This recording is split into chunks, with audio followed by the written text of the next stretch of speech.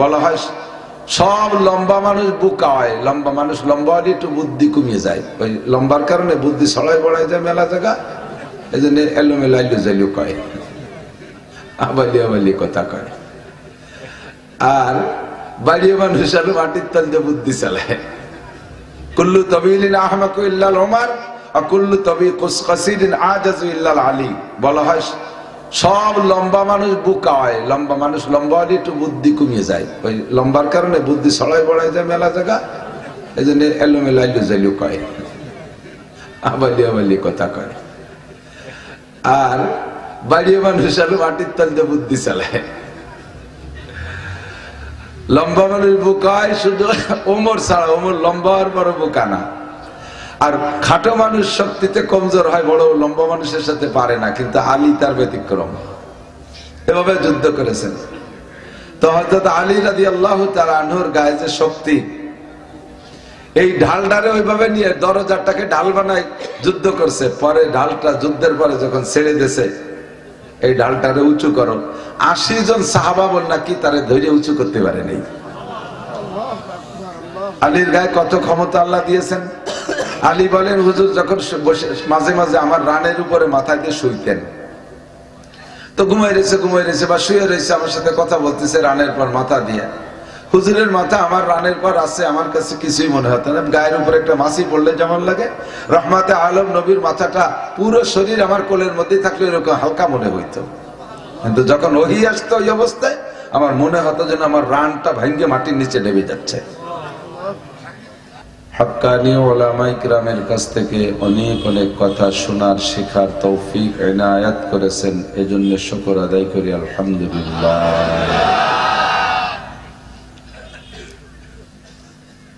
আল্লাহর দুনিয়ায় সবচাইতে দামি জায়গা মসজিদ। মসজিদ সিজদার থেকে মসজিদ, সিজদা দেওয়ার জায়গা, ইসমে জরফ, জরফে মাকান। তো মসজিদে যেমন সিজদা দেই, ঈদগাহে তো সিজদা দেই, কাজেই মসজিদের পরেই নির্ধারিত ঈদগার দাম সবচেয়ে বেশি, মাদ্রাসার চাইতেও ঈদগার জায়গার দাম বেশি। মসজিদে যেমন দুনিয়াবি কথাবার্তা গল্প স্বল্প জায়েজ নেই, ঈদগার মধ্যেও জায়েজ নেই, এটাও মসজিদ, সিজদা দেওয়ার জায়গা না, সিজদা দেওয়ার জায়গা বিদায় এর নাম মসজিদ, ইসমে জরফ। নবী আলাইহিস সালাতু ওয়াস সালাম মক্কায় থাকতে মক্কার কাফেররা হুজুর আলাইহিস সালাতু ওয়াস সালামের নবুয়তি তো অত সহজে স্বীকার করে নাই। ২-৪ জন সাহাবা অল্প তশকিল হয়ে গেছে, আর বিনা তশকিলে বিনা আওয়াজে হযরত আবু বকর রাদিয়াল্লাহু তাআলা আনহু মুসলমান হয়েছে, যার কারণে আবু বকরের উপাধি সিদ্দিক। উপাধি কি? সিদ্দিক মানে চরম সত্যবাদী, শুধু সত্যবাদী না, চরম সত্যবাদী। উলামায়ে কিরাম জানে ইসমে মুবালাগার সিগা। ইসমে মুবালাগা মানে সর্বোচ্চ এবং সর্বশ্রেষ্ঠ তর্জমা বহনকারী শব্দ। তো সিদ্দিক সর্বোচ্চ সত্যবাদীকে বলা হয় সিদ্দিক, যার জীবনে মিথ্যা কথা জানেই না। বলবেন না সুবহানাল্লাহ? আমরাও তো মিথ্যা কথা জানি না, আমরা ইনশাআল্লাহ সত্যি কথা জানি না, এরকম মানুষও আছে। আল্লাহ হাফেজ। খাদিজাতুল কুবরা রাদিয়াল্লাহু তাআলা আনহা, ওনার বিষয়টা একেবারেই ব্যতিক্রম। 40 দিন নবী আলাইহিস সালাতু ওয়াস সালাম গারে হেরায় আল্লাহর সন্ধানে গিয়েছে, কোন ইশারায় কে যে পাঠাইলো কিছুই জানা নাই। আল্লাহকে খুঁজছে গারে হেরায়। যারা হাজী সাহেবরা গিয়েছেন জাবালে নূর, যদি গারে হেরায় ঢুকে থাকেন তাহলে জানেন গারে হেরা কেন। নিচের থেকে ও বোঝা যাবে না, নিচের থেকে বেডঙ্গা একটা পাহাড়, ডকশট নেই, অনেক ডকালা পাহাড় আছে, কিন্তু ওই পাহাড়টার কোনো ডকই নেই। উপরে যাই এই গুহাটা বড় ব্যতিক্রম গুহা, একেবারে ছাদের পর উঠে যেতে হবে উপরে, এরপরে দক্ষিণ দিকে একটু নামতে হবে। ওই নামাটা কঠিন, ঝুঁকিপূর্ণ, পাহাড়টা ওই জায়গায় ঝুলানোর মতো, স্লিপ করলে একেবারে ডাইরেক্ট নিচেই পড়া ছাড়া উপায় নেই। গত বছর 4 আগে এক যুবক পড়ে মরে গেছে। তো গারে হেরা হুজুর আলাইহিস সালাতু ওয়াস সালাম 40 দিন সেখানে ইতিকাফ করছেন। সে সময় তো মসজিদ নেই। ইতিকাফ মানে নিজেকে বন্দী রাখা, রুকে থাকা সকল দুনিয়াবি ঝামেলা থেকে, সবকিছু পরিত্যাগ করে সেখানে। খাদিজাতুল কুবরা রাদিয়াল্লাহু তাআলা আনহা মক্কা থেকে এই গারে হেরায়, এখন সমতলে 3 কিলোমিটার, আর সে সময় ছোট ছোট টিলা পাহাড় ছিল, ওগুলো টপকায় টপকায় যা লাগতো, তাতে পথরও বেশি হয়ে যেত। প্রতিদিন 2 বেলা, সকাল বিকাল 2 বেলা হুজুরকে সেখানে খানা দিয়ে আসতেন। আমার মাথায় ধরে না, এই 50 বছরে বুড়ো মানুষ, মহিলা মানুষ, ওই পাহাড়ে কোনো সিঁড়ি নাই। এখন তো কেটে কেটে সিঁড়ি করে দেয়, ইদানিং সরকার ভালো সিঁড়ি করে দিয়েছে, ধর্না টর্না আছে। আমি যে সময় উঠছি 13 সালে, সে সময় সিঁড়ি কোনো মতো ওই পাকিস্তানিরা কেটে কেটে একটু বানাই দিছে।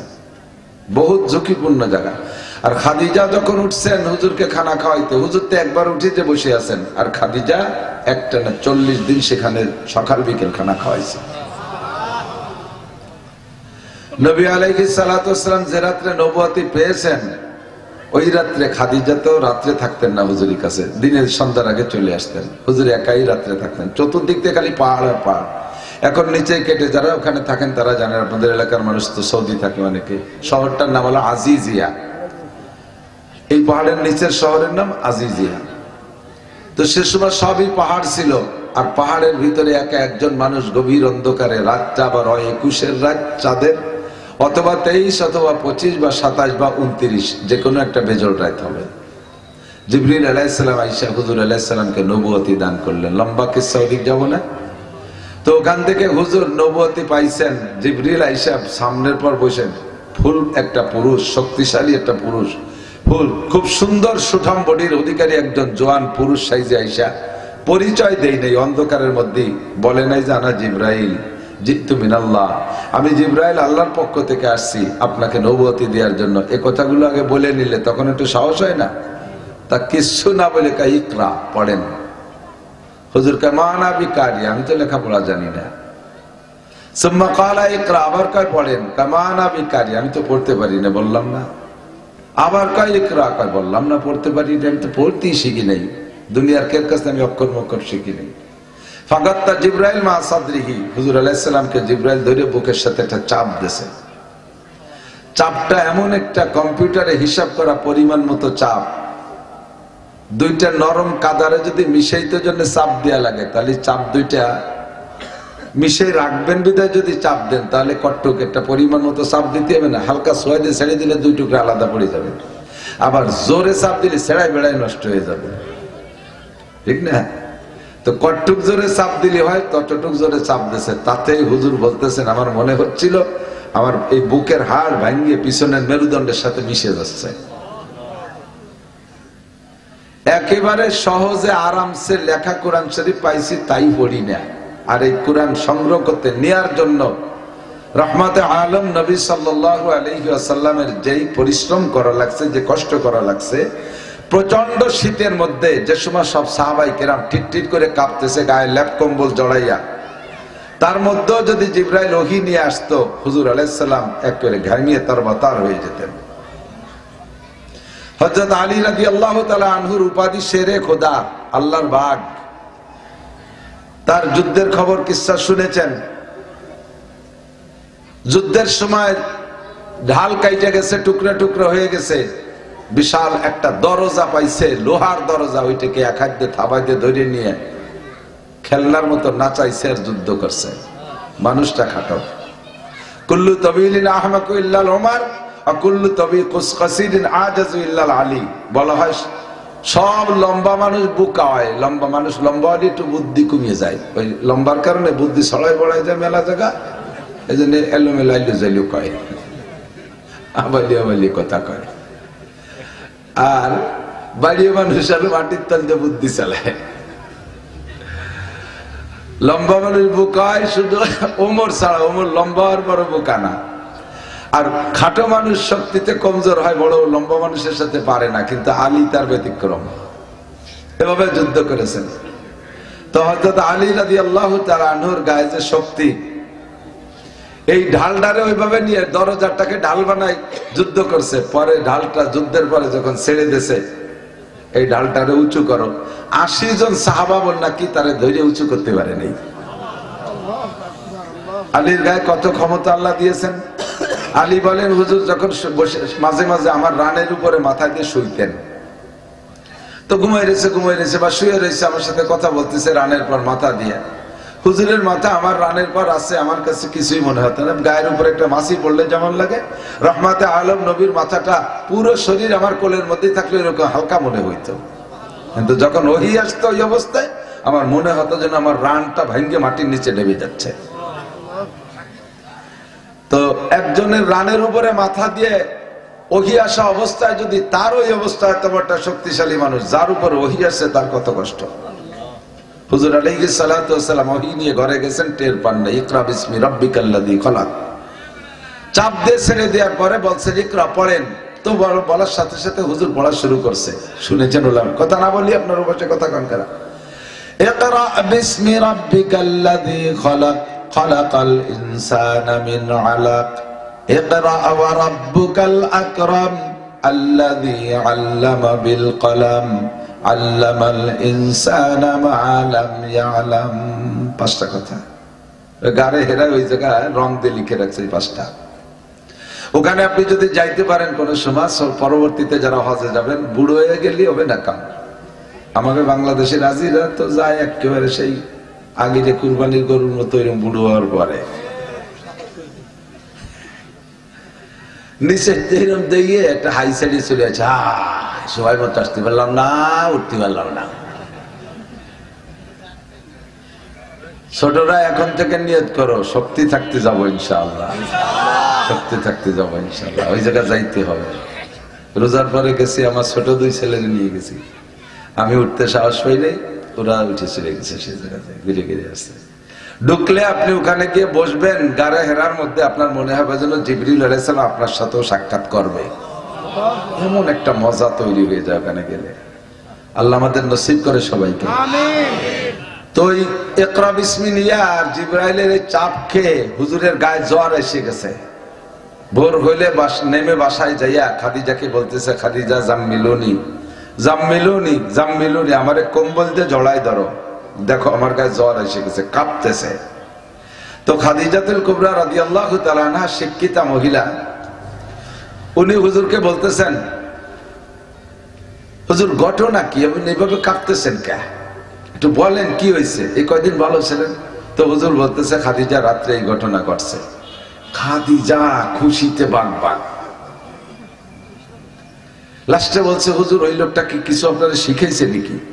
কয় যে চাপ দিয়ে ছেড়ে দেওয়ার পরে আমি এই পড়া শিখে গেছি, ইকরা বিসমি রাব্বিকাল্লাযী খলাক। 5টা আয়াত শুনাই দিলে খাদিজা হুজুরকে বলতেছে, খুশিতে হেসেই দিয়েছে।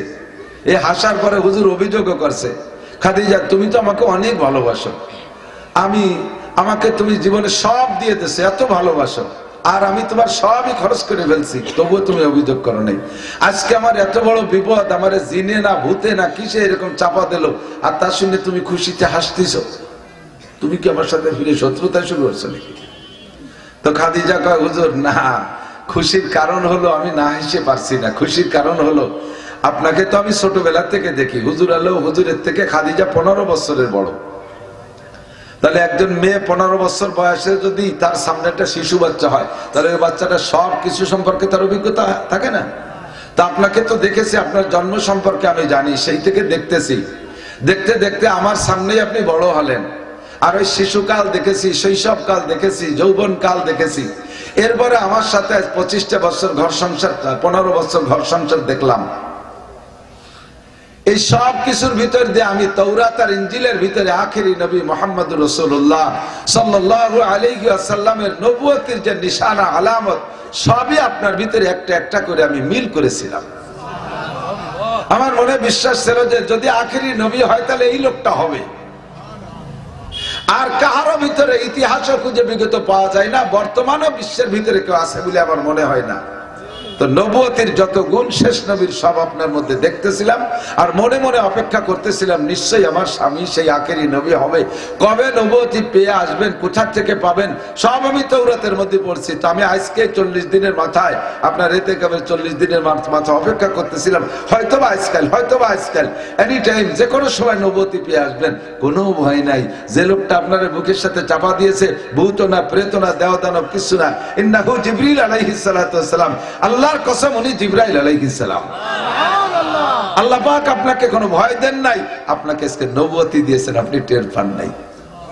হুজুর বুকের সাথে জড়িয়ে ধরে স্ত্রী সুলভ আনন্দ কি বলা হয় ভালোবাসা দিয়ে বললেন, আল্লাহ তুমি আমার খাদিজাকে জান্নাতের ভিতরে একেবারে প্রথম ঘরটা আমার খাদিজারে দিবা, এবং এই ঘরটা যেন অন্য কাহারো ঘরের সাথে মেলে না, একটা ব্যতিক্রম ঘর দিবা। আমার ঘরে খাদিজা না থাকলে আমি তো এই জিবরাইলের চাপে জ্বর হয়ে ভয়তে কাঁপতে কাঁপতে বলি মরিয়ে যেতাম নাকি, কওয়া যায় না। আমি যে নবুয়তি হয়েছি তাই তো আমি টের পাইনি, আমার খাদিজা আমারে বুঝাইতেছে। স্ত্রী তো এমনই হওয়া দরকার, ঠিক না? খুশি হইয়া হুজুর দোয়া করছে, সেই দোয়া কবুল হয়ে গেছে।